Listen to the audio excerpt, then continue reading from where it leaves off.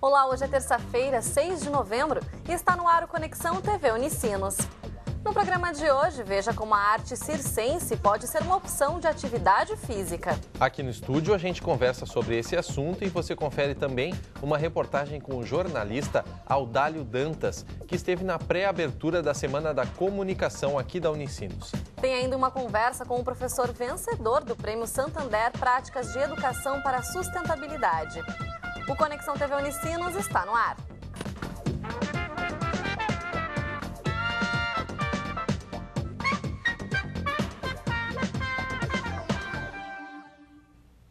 Atualmente, os circos tradicionais podem não ser as grandes atrações que eram no passado, mas o novo circo ganha cada vez mais espaço na preferência do público. Esse termo é utilizado pelas companhias que se apresentam também nos palcos dos teatros e não só nos picadeiros. Exemplo disso é o Cirque du Soleil, que surgiu no Canadá, e o TOL aqui de Pelotas, que mobilizam o público em cada lugar que chegam. O novo circo trouxe para mais perto do cotidiano do público a arte circense. E o resultado disso foi que a plateia começou a ver nessa prática uma opção de atividade física, como é o caso de uma escola de dança de Novo Hamburgo que incorporou a técnica nas aulas. Kiane dança desde os 5 anos. Hoje, com 17, ela é bailarina profissional. Entre as técnicas que domina estão o balé, a dança contemporânea, o jazz e a dança aérea. Desde pequena eu olhava o Cirque du Soleil, o TOL, assim, eu me imaginava assim, coisa linda, sabe?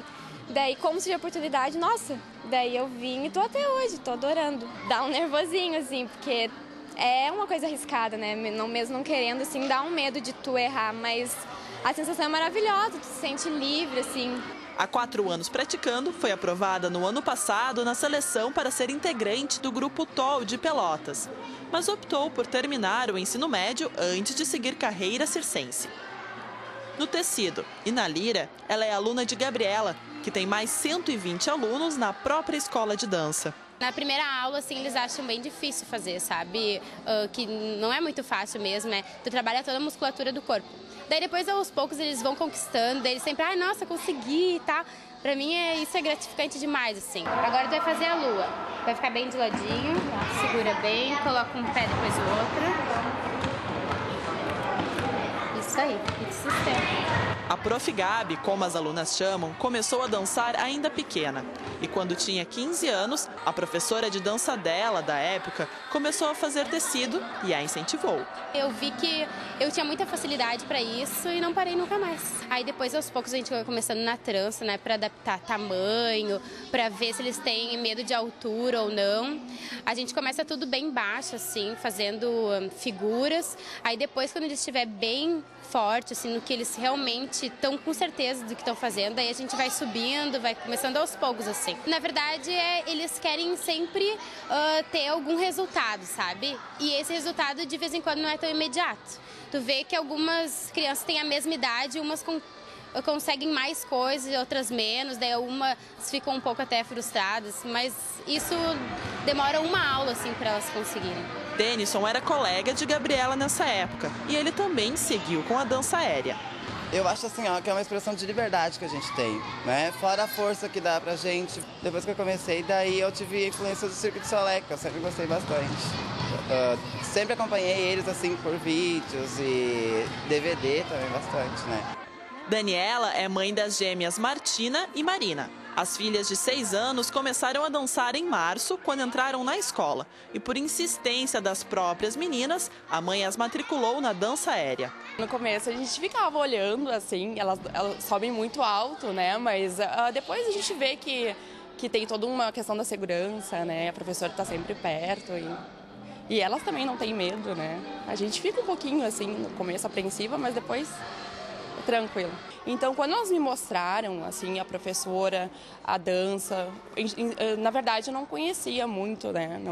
Nunca fui apresentada, assim, para essa dança. Assim. Mas quando elas me mostraram e ficaram realmente interessadas, eu logo botei e vi que ajudou muito elas, assim, a questão da flexibilidade, da desenvoltura. Eu acho que é uma dança, assim, que pode ajudar mais tarde a qualquer outro esporte que elas venham a desenvolver, assim, a querer praticar. a dança é legal. E eu sempre vejo elas fazendo dança aérea, então eu tive vontade de fazer dança aérea. E vocês estão gostando? Sim, adorando. É que sempre a gente via no circo os tecidos, aí a gente achou que isso era um tecido, então a gente pensou, então a gente vai fazer? E como é que está sendo esse tempo de aula já? Tá muito bom, nossa, eu tô amando. Tu também tá amando? Adorando e amando. Então, o tecido fica no meio do teu corpo, a perna direita faz flex, a esquerda serve de freio, puxa, dobra o joelho, tranca e estica. Te puxa, dobra o joelho, tranca e estica. Te puxa, dobra o joelho, tranca, estica, te puxa, dobra o joelho, tranca e vai descendo devagarinho para não queimar o pé. Tanto o tecido quanto a lira são técnicas que exigem esforço grande da musculatura.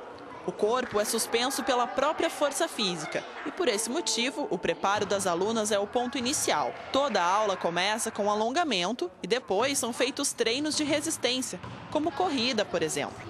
Algumas mães também fazem aula com as filhas e Gabriela conta que a interação entre elas é muito positiva. As mães que fazem junto com os alunos, com os filhos, na verdade, elas já se intertem mais, sabe? Agora tem aquelas turmas que vêm as mães tudo junto, assim, que daí se conhecem, que são as amigas, assim, que são mais velhas e tal.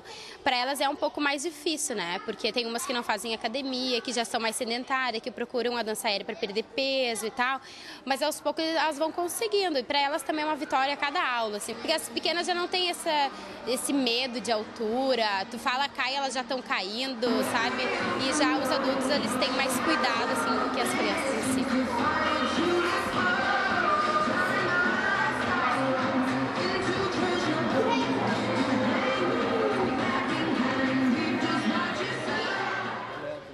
Para outras informações sobre a escola de dança que você conheceu na reportagem, entre em contato pelo telefone 8411-5259 ou pelo perfil no Facebook Goa Dança Aérea.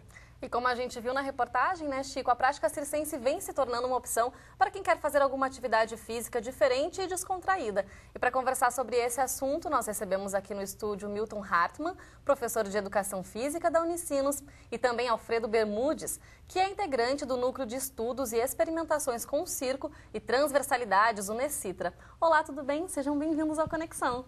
Muito obrigado, boa tarde. Boa tarde. Para começar essa conversa, o senhor já trabalhou muito tempo com a arte circense, né? Como é que foi essa experiência? A gente trabalhou basicamente na área da educação, no ensino fundamental, com crianças que apresentavam dificuldades, tanto de comportamento como dificuldades motoras e até de compreensão, né, das disciplinas. Então a gente começou fazendo um trabalho bem básico que foi ganhando intensidade, foi se aprofundando à medida que eles iam pegando gosto pela atividade e iam desenvolvendo, né, as suas capacidades, sempre atingindo movimentos mais difíceis, capacidades mais complicadas. Foi justamente por isso, para essa superação de limites, que vocês escolheram essa técnica ou tinham outras opções? Por que vocês escolheram especificamente essa? Primeiro porque era uma técnica que a gente não trabalhava ainda. Então, como a gente tinha conhecimento na área de acrobacias, que vem da ginástica artística, a gente resolveu ir por essa área, por ser uma atividade que chama mais atenção, cativa mais o aluno, né? Ele pode colocar ali toda a capacidade dele, pode ser autêntico, pode desenvolver, enfim, as capacidades físicas, coordenativas, que não se conseguia através de outros tipos de atividade. E no teu caso, Alfredo, como é que isso começou a entrar na tua vida? Bom, na verdade comecei na capoeira, né? E depois de um tempo treinando, eu fazia uma turma de ginástica olímpica com capoeiristas e circenses. E uma colega me indicou para um trabalho, e eu, que era acadêmico de educação física, comecei a me interessar mais pela parte do circo, depois de trabalhar como acrobata numa companhia circense. Ah, é verdade. Como é que foi essa experiência? Foi durante bastante tempo? Como é que foi? Ela perdura ainda, né? Desde 2001. Ah, você ainda trabalha com sim, isso, sim. Né? Uhum. Então, no Unecitra a gente trabalha os espetáculos, né? Mas também trabalha com oficinas e intervenções. Então a gente atua nos dois lados, tanto como artista quanto como professor. Como capacitador. Qual é a primeira mudança que tu percebe nas pessoas para quem tu dá aula ou para quem tu passa alguma oficina? É bem variado, assim, porque, por exemplo, a gente trabalha as oficinas, eu também tenho um trabalho com acrobacia de solo, num estúdio, né? Que vão pessoas, eu dou aula para crianças, para adolescentes, para adultos e todos iniciantes. Então, uma criança tem aquele fascínio natural pela acrobacia, né? Que é aprender a virar mortal, a estrelinha, né? E o adulto vem com muito bloqueio, mas ao mesmo tempo, quando consegue fazer um movimento, por mais simples que seja, é uma satisfação imensa, né? E tem isso mesmo, assim, quer dizer, é indicado para qualquer idade, professor. A gente vê, no caso, crianças querendo fazer, adolescentes, jovens, adultos, até mesmo terceira idade. Qualquer pessoa pode praticar? Essa é a grande vantagem da atividade circense. Além de ela ser lúdica, né, prazerosa, ela oportuniza que qualquer pessoa possa executar. Porque cada um vai trabalhar de acordo com a sua capacidade física naquele momento.